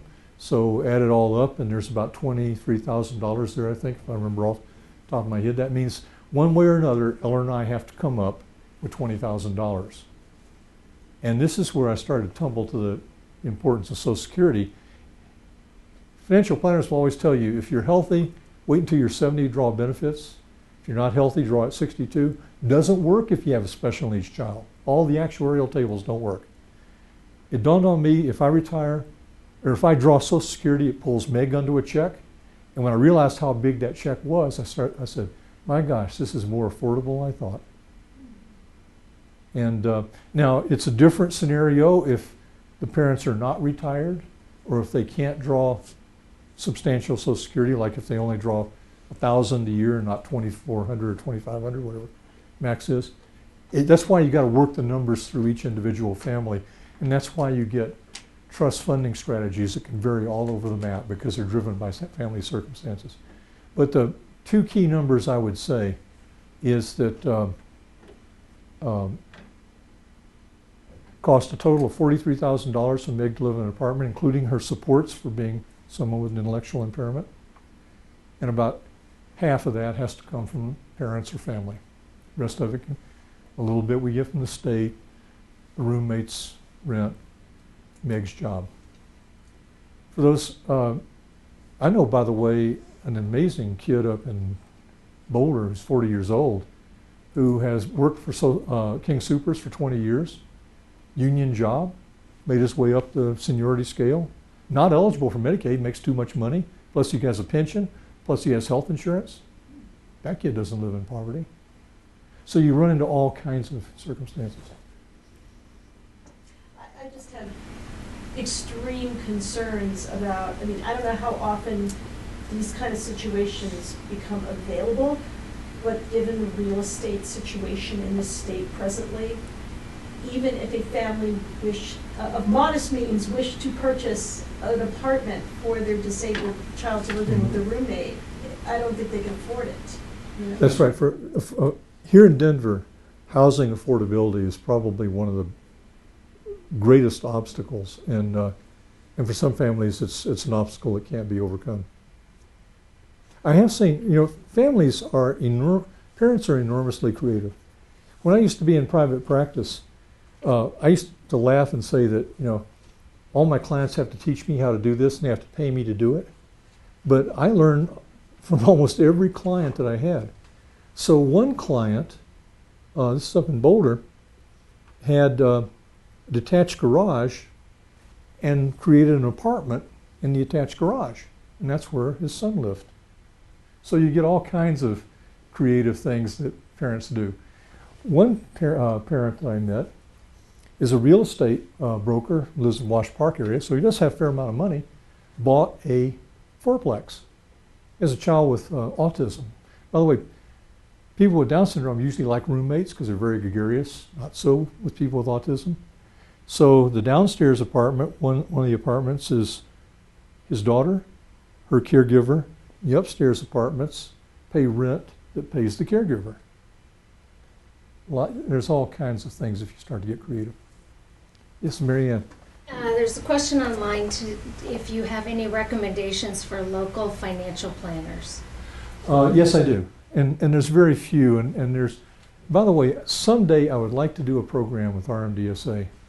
And any financial planner that y'all have on your distribution list, I'd like to do a training for financial planners. But the one person that has when I decided to close my practice, I talked to 30 CFPs about going into this business and only found 2 or 3 that were really serious about it. Because first of all, it's probably a 2 or 3 year period to get ramped up and knowledgeable. And also, if you have a really lucrative practice with high net worth families, it's going to dilute your income. So I had trouble finding but Aaron Gray, Buckingham Asset Management. He has an office, 1400 Wewata Street, right there where Wewata dead ends at Cherry Creek. Is that E-R-I-N or A-A? A-A-R-O-N, Gray, G-R-A-Y. And Aaron, I think by now Aaron called me up one day. He had an affluent client, and client wanted to know what do I have to set aside for my son. Son, by the way, had Down syndrome, was in his 20s. So I go down there and talk to Aaron, and we struck a deal. Since Aaron's the financial planner and the investment manager for this family, I'm not going to poach his client. So the deal I have with Aaron is I will estimate the lifetime support for your client's child, and he's a competent CFP. If you have that, you have everything you need to take it from there. So we went through this, and at the end of the engagement, I said to Aaron, you think you could do this now? And he said, yeah, I think I could. And so I think he's up to his 6th or 7th client. He's probably the number one referral for 2 reasons. First of all, he is a CFP, and certified financial planners adhere to the highest standard of excellence in the industry. And only about 20%, or probably not even 15%, of the financial planners are CFPs. A similar designation you'll find in the insurance arena is a CHFC, not quite as respected, but it's a good credential, and a CHFC has been trained in financial planning. So you do pay attention to the person's professional designations. A CFP has to take a 2-day test. It's got a less than 60% pass rate. It's the worst test I've ever taken in my life. I never will take it again. But you have it all crammed into you. So CFP, that's one reason I recommend Aaron, but the other reason is he's committed to help our families, and there's not very many out there. There's a lot of people who will sell you insurance. A lot of people love to charge you fees for managing their investment portfolio. But for somebody who wants to do something for a special needs child, that's Aaron Gray. That's a good question, because I ran into this when I was doing my estate planning. I was looking for younger people. I didn't want them to die before I did. Aaron's probably about 40. And if you go see Aaron, tell him I sent you, because it might be free lunch on this for me. No, he and I get together about once a year to talk about how things are going, and because I just want to make sure he's still there and progressing. And I'm impressed by the guy. There's others in this business, but if I had to recommend one, it'd be Aaron. Usually when people come to me for recommendation, I used to give three names because, and that's easy to do with the attorneys. And one reason for three names is it ought to be a good psychological fit too. Like for example, my estate planning attorney is Ken Olson. And one reason I chose Kent was he's a nerd, and I'm a nerd. I'm most comfortable around nerds. So, you know, a good fit psychologically works too. That's one reason I usually like to give 3 designations, but it's darn hard to come up with 3 CFPs. Another one is down in the Springs, Rob Rubel has a daughter who's probably 15, 16 now with Down syndrome, if you want to drive to the Springs. But Rob's been in the business for quite a while.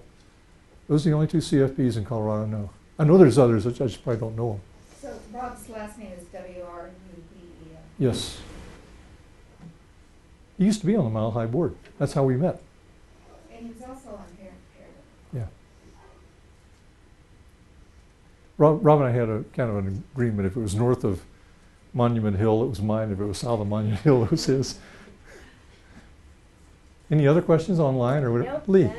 that's it. Let's do the online ones because you know I can keep her here forever. There aren't any more. Oh, no. Okay, Lee. You mentioned a parent group that you were part of, where, you know, you said, you know, if one parent dies and the others have Yeah. kind of agreed to pitch in and help a little. Let me talk about intentional parent groups generically. What an intentional, well, this particular parent group was a group of parents that were in Cherry Creek schools in the Bridges or Transition program. And when they began to realize, gee, our children are going to age out of school, what happens? So they decided to stay together as a little social club. And initially it was to create a social circle for their children. You know, they would get together, children would get together once a month for hanging out or go on an outing like to a movie or whatever. And gradually what evolved was the parents decided to do a program for themselves, and they started to do parent education programs. So just in our meeting that we had in February, our parent project was to build a resource directory. So everybody was asked to input. Medical professionals, physical therapists, fun people like Wayfaring Band, an artist that teaches people with Down syndrome art. And so Kelly Craig's hit, and we've got lined up with Kelly to start giving Meg art lessons. So we built this resource directory. So anyway, the point was us as parents would get together periodically on projects to either learn from each other or to try to work a problem off. And once or twice a year, the parents will get together for a purely social group. There's a unique thing about this club, which is going to be hard for others to replicate. The basic concept, by the way, is easy to replicate. All you need is 6 or 10 or 15 parents that are willing to commit to work together. But the parent group I'm in partnered with a Catholic organization called Colorado Vincentian Volunteers. And this is a group of about, you know them? Yeah, and Tom and Heather Lures. So there's about 20 young adults who, when they come out of college, commit to do social work. Basically at nuns' wages, they get like an $80 a month stipend. So we partnered with them to where if, like our children are going, 6 of them, you're limited, you want 15, you want smaller group. So 6 of them are going to Littleton Town Hall musical production of Hairspray, there's 6 Vincentian volunteers, so a 1-to-1 thing. Couple of good reasons for it. First, this is our children getting a chance to have non-disabled friends of their age. Secondly, because these Vincentian volunteers couldn't afford to go to these places themselves, the parents have to pay for 2 tickets, their own child and their child's Vincentian buddy. It's worked out very well. This organization, I'd say now, is in its 12th year. So you can easily replicate an intentional family group. It'd be hard to replicate the tie to something like the Colorado Vincentians, but certainly you can get a family group together. There will at least be a social circle for your children and maybe a parent group. When I first joined this, and I thought, gosh, maybe this is where the circles of support come from. So maybe if I die, maybe one of the fathers in the group is a trust and estates attorney. Maybe he'll take over what I do because I manage the family's money. And you really can't expect that, and it didn't work. But one thing that I do know in this group, if Ellen and I were killed in a car wreck, there's probably 4 mothers that would be there to make sure Meg was okay.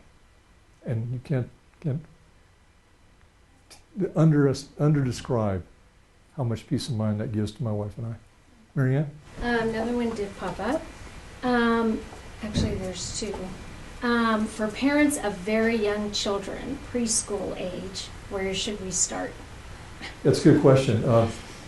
First of all, preschool age, I'm going to start with the place the person probably won't expect.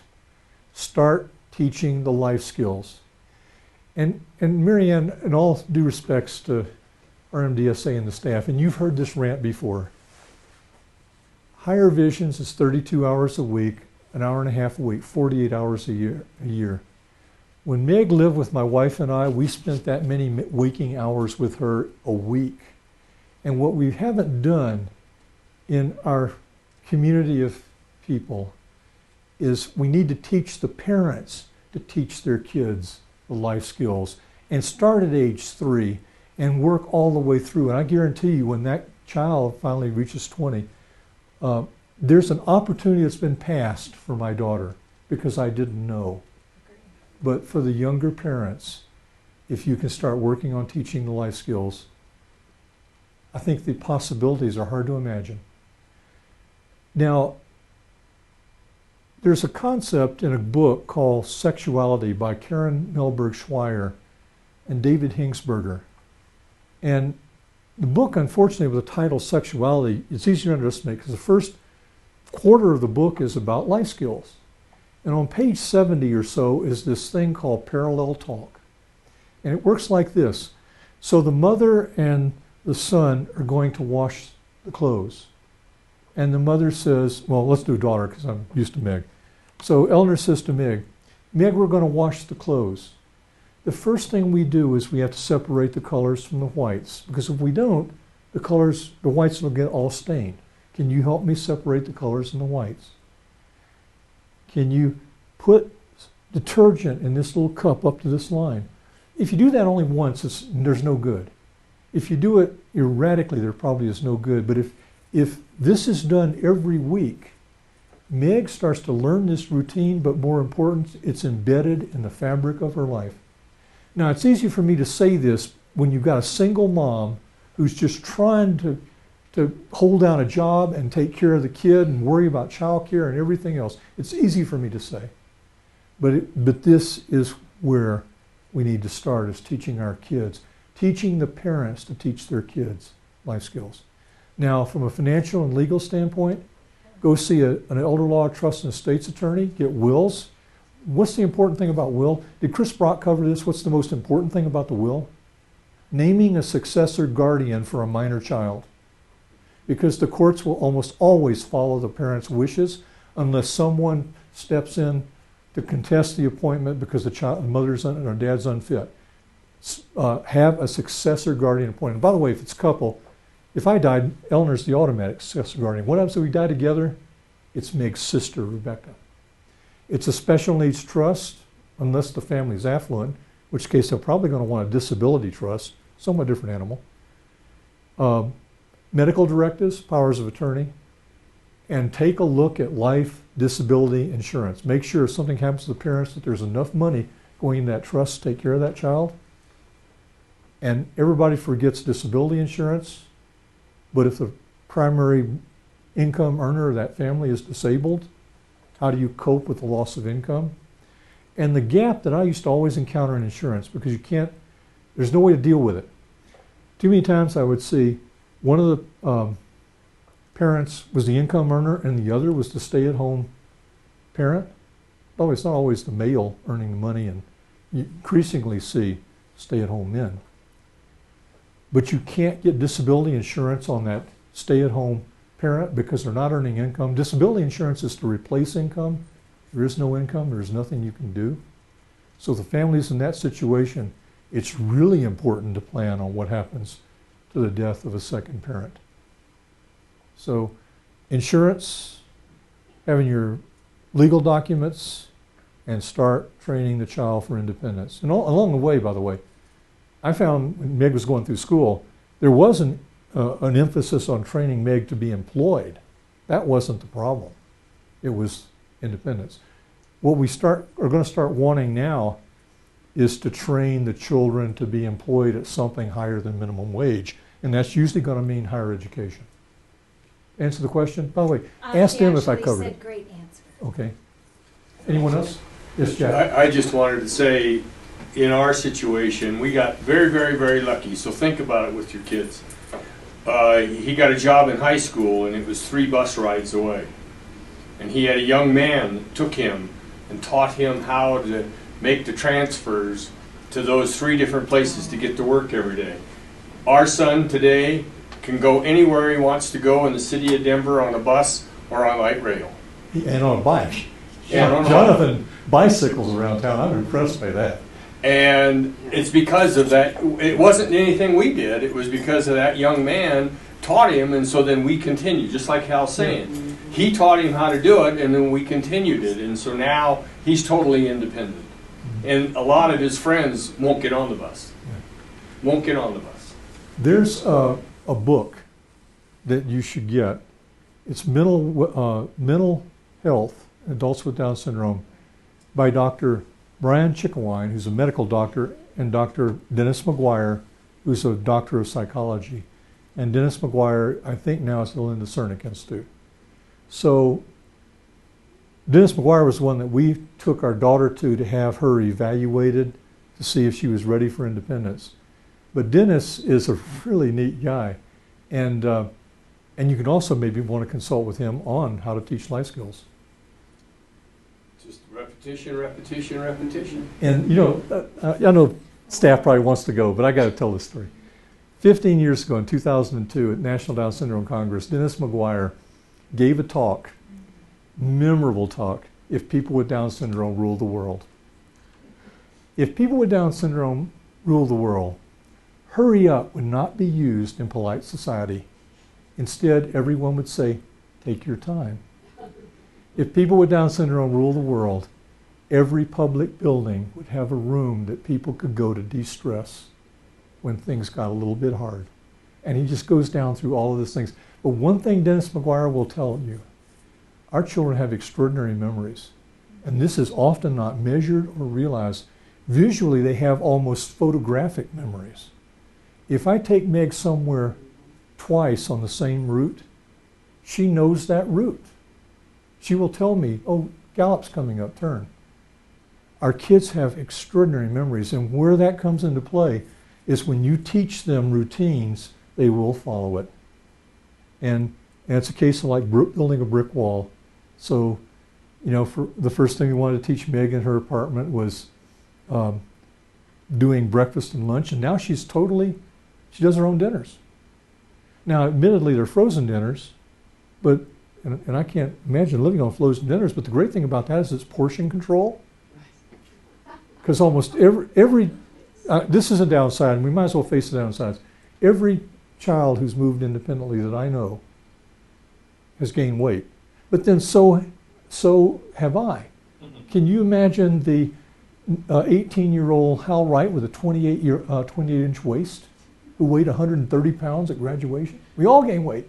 So my daughter's gained weight. I can live with it. So can she.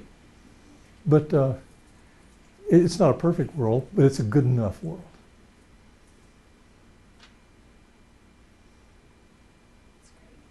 Thanks, Howard. Okay, thanks. So the next educational program that I'm going to do for our MDSA is Independence Works, making it happen. We would love that. Yeah, I mean, we will gladly do this. There's been quite a bit of interest in these, and it's interesting to watch how many people view them again and again once we get them out. Because this whole presentation will be on our YouTube channel, so you can go look at it again. Okay. Well, I get to go look at it and see. You can go watch yourself. I sit there and say, gosh, I should have got a body double. I'm going to be doing 2 workshops at the National Down Syndrome Congress in Sacramento, California, the 3rd weekend in July. One is this talk and the other is Independence Works. Okay. And I also do a talk on special needs financial planning, and in that one I spend more time on how you do the estimate.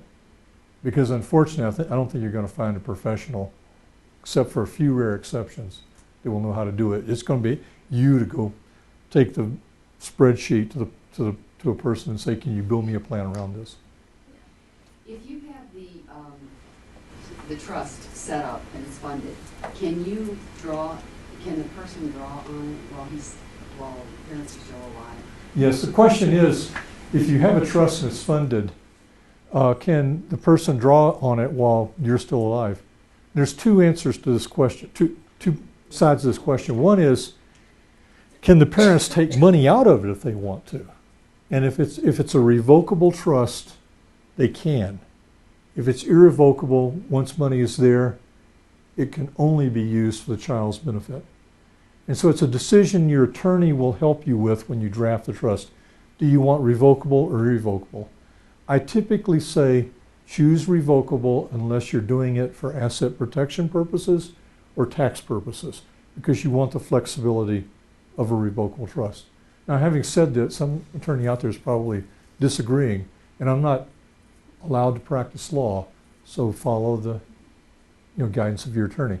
Second thing is, but can the trust start distributing money for the child while you're alive? Yes, because once the trust is set up and funded, the trustee, which could be the parents, are simply managing that trust for their child's benefit.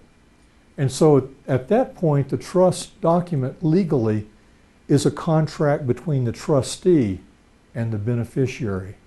And the trustee simply follows the rights and obligations and the authorities in the legal document, and they can do whatever they want to within that regime. And if you have a separate trustee and an irrevocable trust, and you funded it, there's nothing you can do to override that trustee's decisions.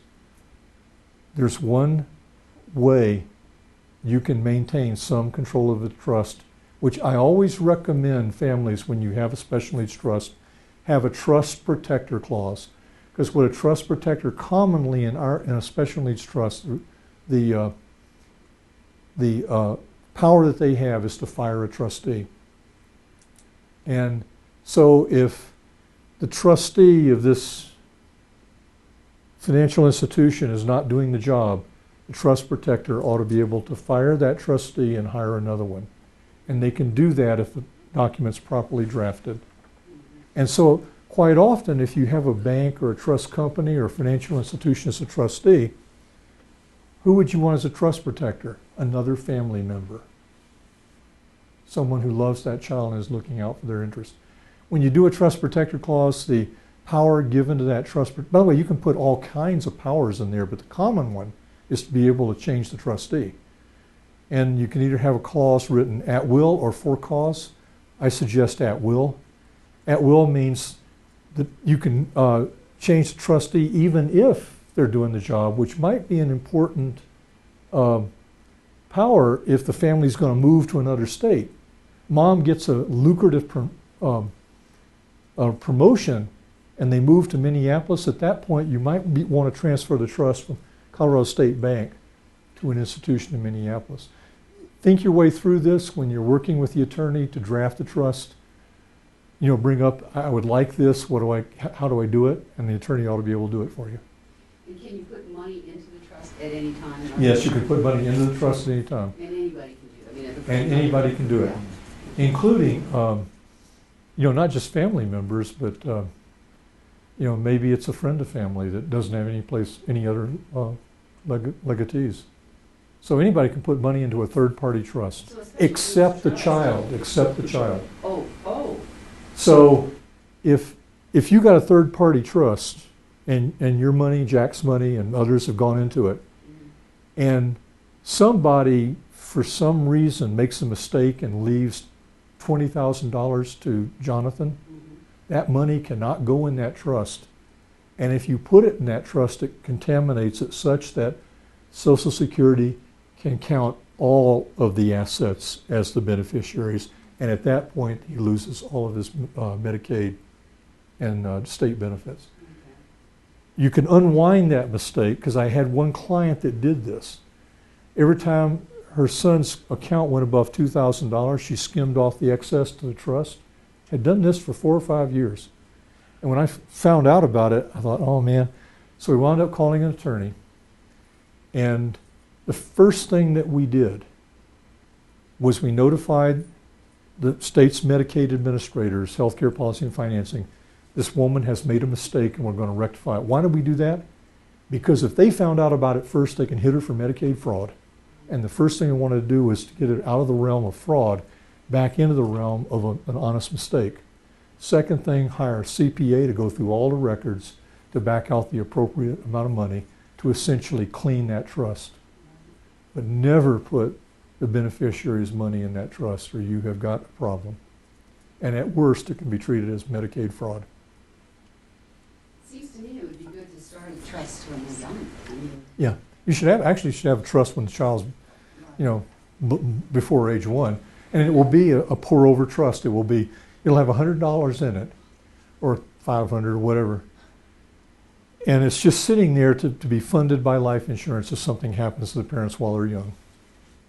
And then you should probably seriously start thinking about trust funding when the child gets in their 20s, maybe earlier, depends on the amount of free cash flow the family has. I think the staff is getting restless. Thank you. The cleaning crew's going to be in here shortly. Right, okay. That much. I love doing this. Thank